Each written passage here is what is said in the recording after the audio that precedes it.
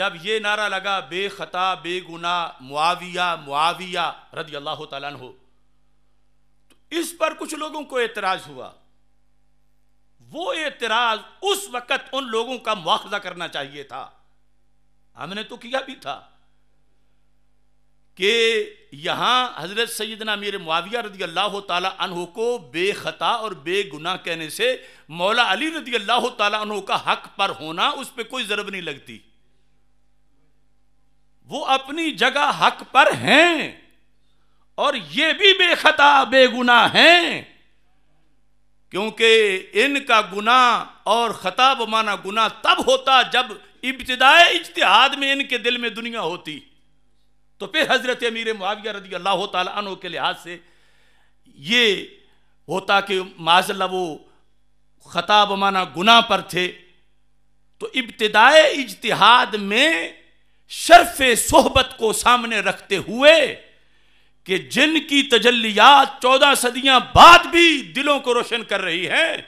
تو جو ان کے سامنے بیٹھے تھے ان کے دل سرکار نے کتنے روشن کیے ہوں گے. ان کے سامنے پوری دنیا کی ایک مچھر کے پر کے برابر بھی حیثیت نہیں ہو سکتی اسلام کے غلبہ کے مقابلے میں. لہذا یہ ظلم ہوا ہمارے معاشرے میں اور ظلم کیا گیا طاہر القادری اور اس کے فرقے کی جانب سے، اور پھر کوئی جانے نہ جانے کیسے کیسے اس کشتی میں بیٹھے کہ حضرت امیر معاویہ رضی اللہ تعالیٰ عنہ کے بارے میں جب لفظ خطا کا استعمال کیا جاتا رہا جو صدیوں سے آ رہا تھا، اس لفظ خطا کو جرم بنا کے معاذ اللہ پیش کیا گیا، اس لفظ خطا کو گناہ بنا کے پیش کیا گیا، جبکہ 14 صدیوں کا اہل سنت کا عقیدہ تھا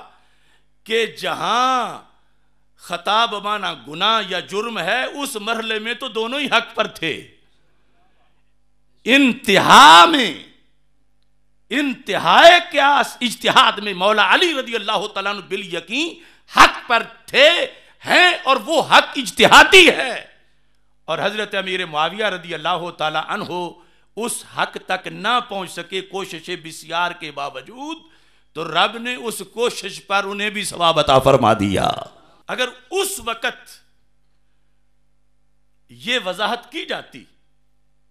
یا کسی کی توجہ ان ماخذ کی طرف ہوتی، اگر وہ نہیں کر رہے تھے تو ہمارے لوگ مقابلے میں کھڑے ہو کر اسی دن سانپ کا سر کچلتے جو غلطی پھیلا رہا تھا. تو آج یہ عوام کو عجیب و غریب معلوم نہ ہوتا. عوام جو ہیں وہ بیاج کو پیاج نہ بناتے، بلکہ عوام تو بالآخر سمجھ گئے، لیکن جن خواص نے سمجھانا تھا وہ پتہ نہیں، خدا کرے ملے پیر کو بھی یہ توفیق، وہ دوسری جانب نکل گئے.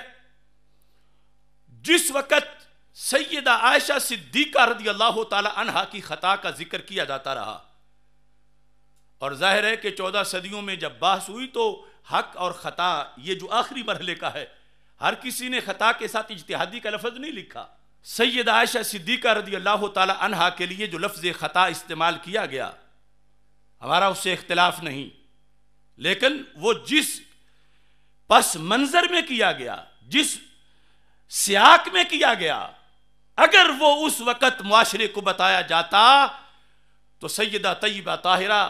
حضرت سیدہ فاطمہ رضی اللہ تعالی عنہا کے اجتہاد کے معاملہ میں لوگوں کو کوئی اجنبی بات محسوس نہ ہوتی. مگر وہاں